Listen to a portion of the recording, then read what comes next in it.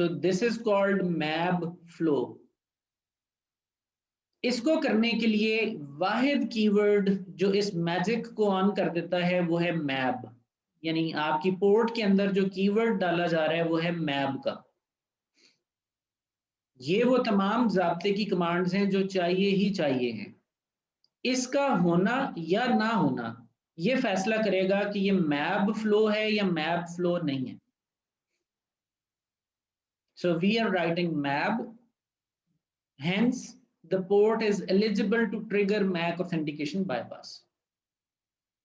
अच्छा, कभी कभी ऐसा भी होता है कि आपकी जो पोर्ट है, इस पोर्ट के ऊपर जो डिवाइस अटैच की जा रही है, there may be a chance कि कभी कोई आएगा जो .1x enabled होगा और कभी कोई आएगा जो .1x enabled नहीं होगा। यानी ये एक ऐसी पोर्ट है जिसके ऊपर एंड डिवाइसेस चेंज होती रहती हैं, कभी होगा कभी नहीं होगा, एक ही पोर्ट है।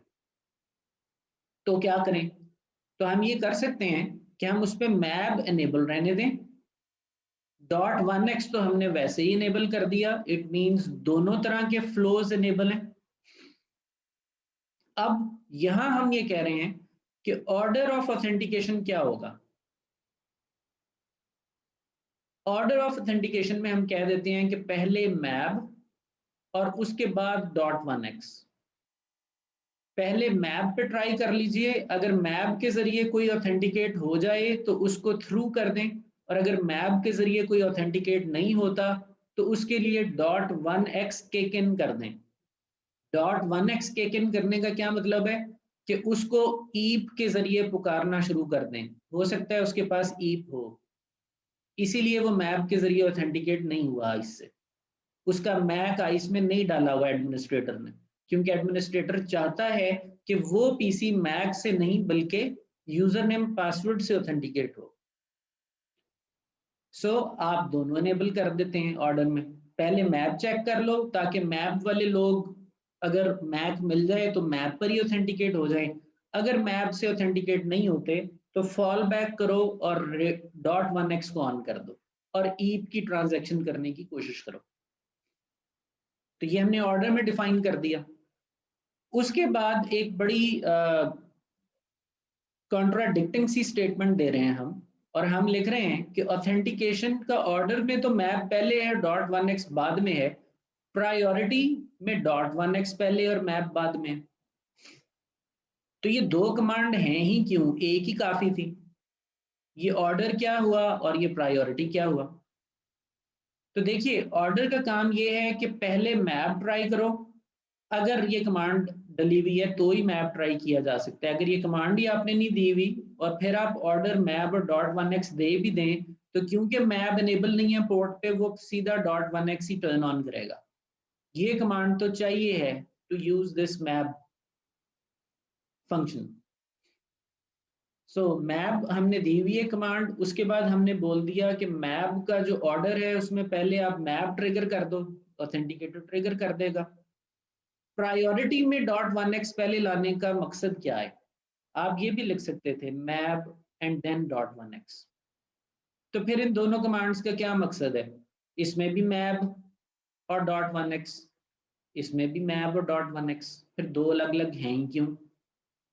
तो ये दो अलग अलग क्यों हैं उसको जरा क्लियर करने के लिए हमने वाइस वर्सा दिया हुआ है।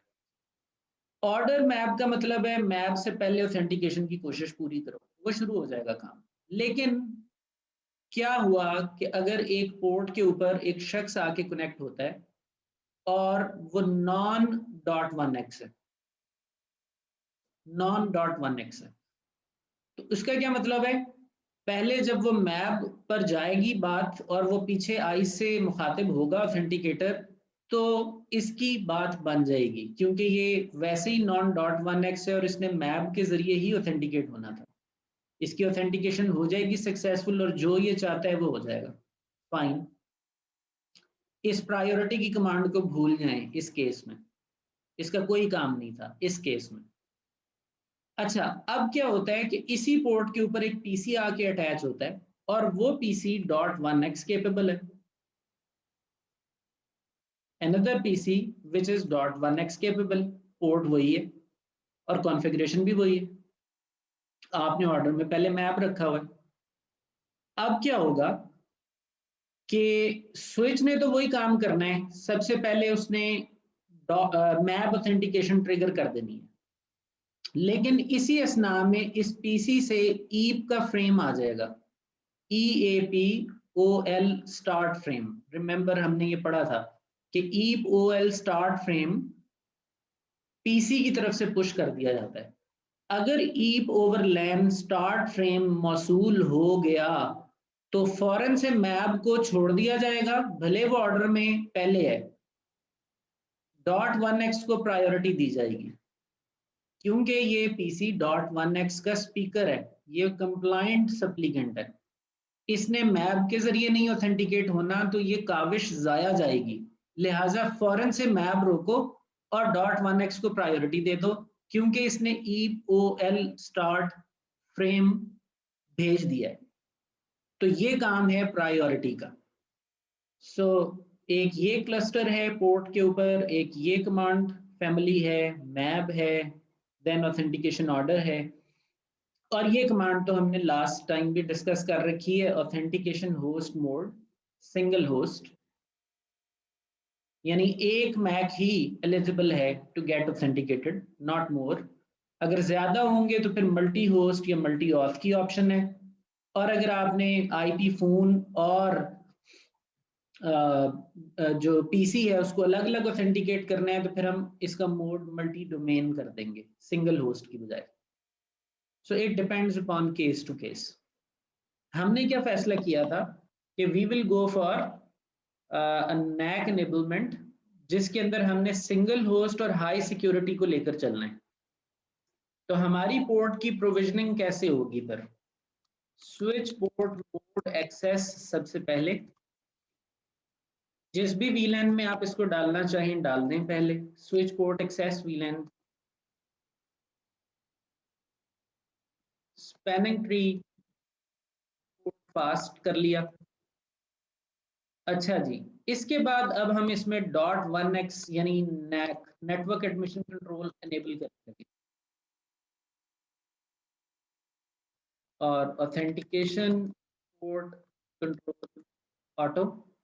इसमें हमारे पास ऑप्शन होती हैं फोर्स ऑथराइज्ड, फोर्स अनऑथराइज्ड। सो नाम से ही जाहिर है, अगर आप इसमें ये कमांड दे देंगे पोर्ट कंट्रोल फोर्स ऑथराइज्ड, तो इसका मतलब ये है कि आईस से पूछने की जरूरत नहीं है, समझो ये पोर्ट ऑथेंटिकेटेड है। तो अगर किसी को इमरजेंसी में आपको एक्सेस देनी पड़ जाए, आईस से बाईपास कराना हो, तो आप जाके उस पोर्ट पे कह सकते हैं फोर्स ऑथराइज्ड। उस पोर्ट के लिए जो कुछ भी कन्फिगर्ड है वो अपनी जगह, लेकिन वो पोर्ट ओपन हो जाएगी फौरन से। फोर्स अनऑथराइज्ड, अगर वो पोर्ट ऑथेंटिकेटेड है उसके बावजूद उस पोर्ट को अनऑथराइज कर दिया जाएगा और उसकी डेटा प्लेन को शट डाउन कर दिया जाएगा। ऑटो का मतलब है आइस से रुजू करो और जो आइस कहे उसके मुताबिक काम करो। So I hope you understand this port control option. उसके बाद हम हाईली स्ट्रिक्ट मोड ऑन करना चाहते हैं, तो हम कह रहे हैं नो ऑथेंटिकेशन ओपन। आइस से ऑथेंटिकेशन होगी तो ही पोर्ट ओपन होगी, वरना नहीं। Since the machine which we are going to connect is not a .1x compliant supplicant, we are enabling MAB on it. हम उसके मैक पर ही ऑथेंटिकेशन करने की कोशिश करेंगे।